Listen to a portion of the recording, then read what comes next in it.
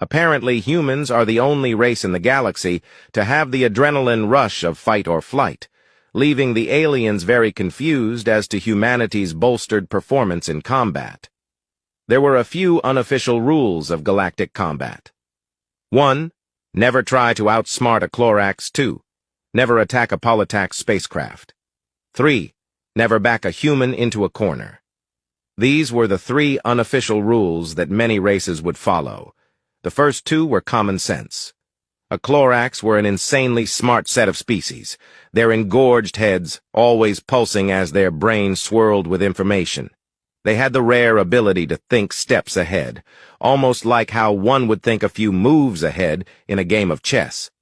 This would allow them to often outmaneuver other species' tactics. Of course, this didn't always work.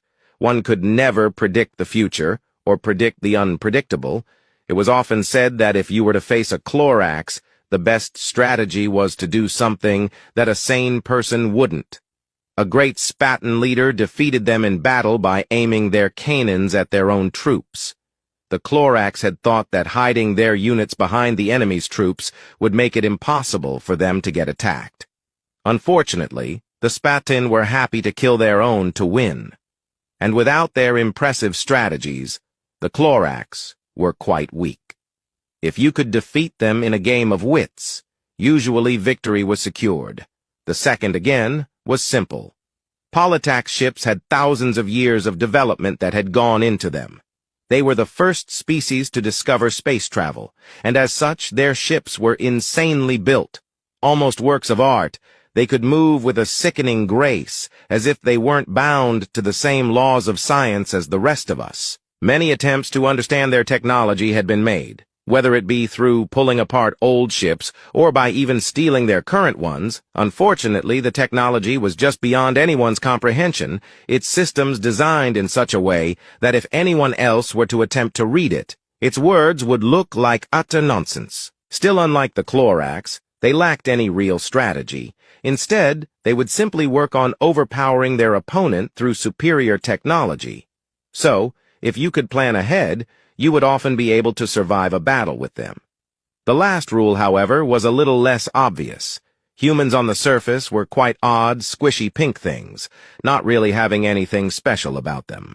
In the words of intergalactic politician Zergus the Great, during his speech to the Galactic Council in 1994, he was quoted as saying, "Humans are nothing to fear. They are the offspring of ape-like creatures, and given their current evolutionary path, we expect them to never reach intergalactic travel. As such, we have ruled to leave this average set of species alone for the moment and will continue to monitor their progress."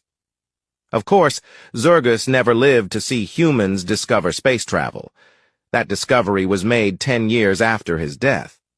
Still, humans had exceeded our expectations, evolving at a much more rapid pace compared to other creatures. They were almost like parasites in a way. Regardless, they were average, not overly intelligent or strong. They were simply human. That was until humans were pushed into a corner, however. When a human was placed in a situation where their life was endangered, they seemed to reach more erratically, almost as if they had a second wave of life running through them. In these moments, they were like beasts, not seeming to acknowledge their injuries or the danger they were in. It was referred to as flight or fight, yet it was something the galaxy had never seen. When all the odds were against you, many creatures would just throw up their arms and surrender. Yet humans, they seemed to feed off this. It was why, whenever someone went to kill a human, they aimed to be quick about it, not wanting to set off this response. Still, it wasn't a miracle worker. It didn't make them that much stronger, but in a tense situation, it really was a game changer, especially when it involved creatures that had never witnessed such a spectacle before.